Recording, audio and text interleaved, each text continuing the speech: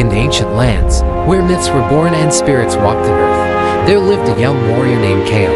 Though he possessed the strength of 100 men, his heart was adrift, his spirit unawakened. He trained daily, his movements precise, yet they lacked the soul. The fire that turns a fighter into a true warrior. His village elder, a wise woman with eyes that held the wisdom of generations, saw the dormant power within him. One evening, under a canopy of stars, she handed him a small, carved lion totem. "The path to true strength is not forged in the heat of the battle," she whispered, "but in the crucible of the self. This totem will guide you. Seek the spirit of the lion Kale, and you will find the warrior you were born to be." With the totem warm in his palm, Kale felt a flicker, a deep, resonant hum that seemed to call to something ancient within him. His journey had just begun. The first step was not outward, but inward, an awakening of a spirit long asleep.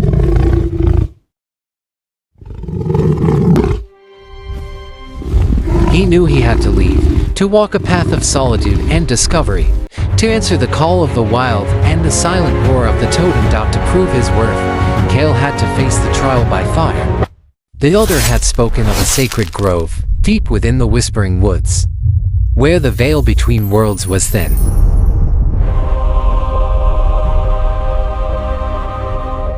It was said that only those with a courageous heart could walk through the grove as flames unscathed. As Kale approached, he saw a circle of ancient trees, their branches intertwined, and at its center, a bonfire that blazed with an otherworldly light, its flames dancing in hues of orange, purple, and gold.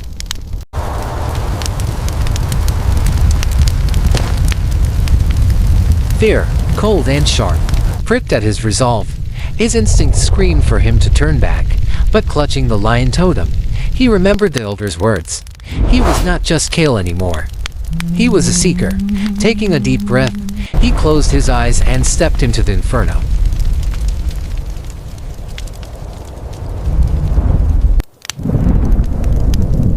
The heat was immense, a physical force that threatened to consume him. Yet, it did not burn. Instead, it felt like a powerful embrace, testing not his flesh, but his spirit. He saw visions in the flames, his past doubts, his future fears, all swirling around him.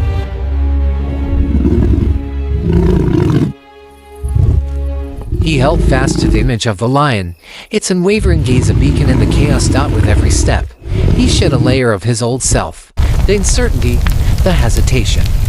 When he emerged on the other side, the fire had cleansed him, leaving behind not scars, but a newfound clarity and a core of unshakable resolve.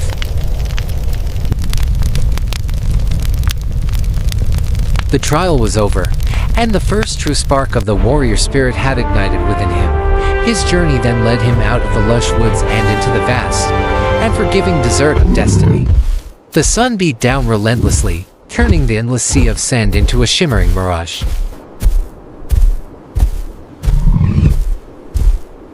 Days blurred into a grueling cycle of heat and exhaustion.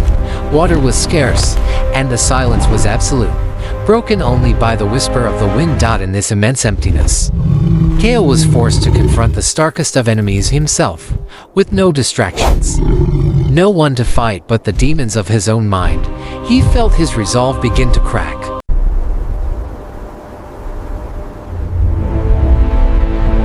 The totem in his hand felt like a useless piece of wood, its promise of guidance a cruel joke.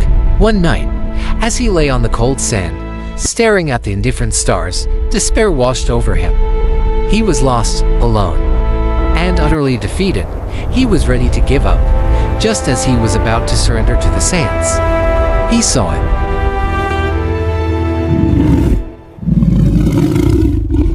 In the distance, silhouetted against the moon, was a lone lion. It stood majestically, its gaze fixed on him, its presence a symbol of endurance and quiet strength in this barren wasteland.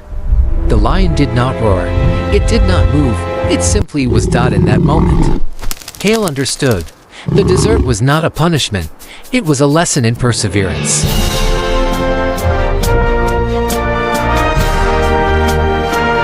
The lion spirit was not just about the roar, but about the silence, the patience, the will to survive when all hope seems gone. He picked himself up, his spirit renewed.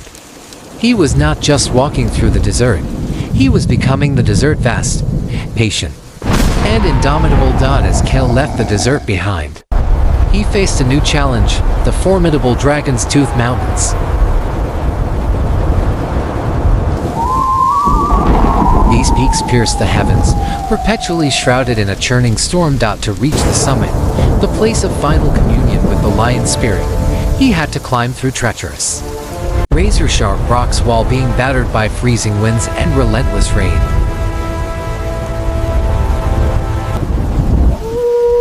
The storm was a living entity, its fury testing every ounce of his newfound strength and endurance.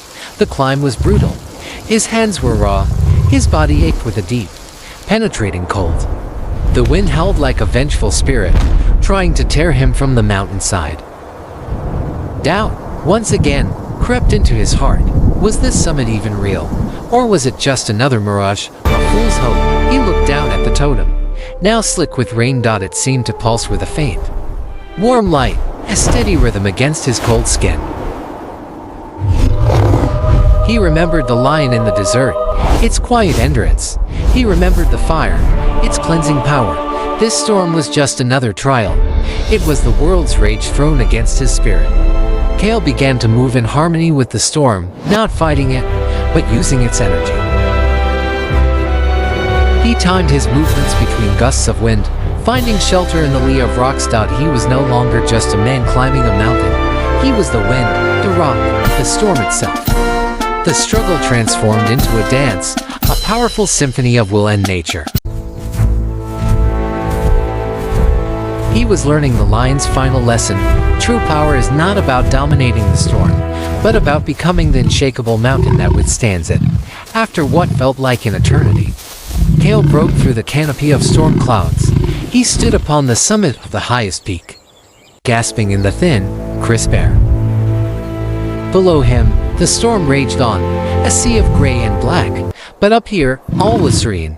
The first rays of dawn were breaking over the horizon, painting the sky in brilliant strokes of purple, pink, and orange. The world was reborn in light, and in that moment, so was Kale. He held the lion totem up to the rising sun, and as the light hit the carving, it seemed to come alive. A deep, powerful roar echoed across the mountaintops, but it did not come from the totem. It came from within Kale himself. It was a roar of triumph, of release, of a spirit fully and completely awakened. He was no longer Kale the seeker, or Kale the fighter.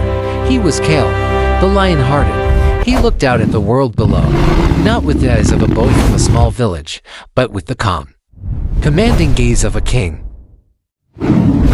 Every trial, the fire, the desert, the storm had been a necessary step, carving away his weakness and revealing the warrior within.